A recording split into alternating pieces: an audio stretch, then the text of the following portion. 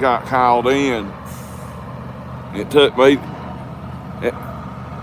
and my driver about 13 minutes to get ready or to get out here. We was right behind the city fire trucks and the sunshine. And here comes more coming.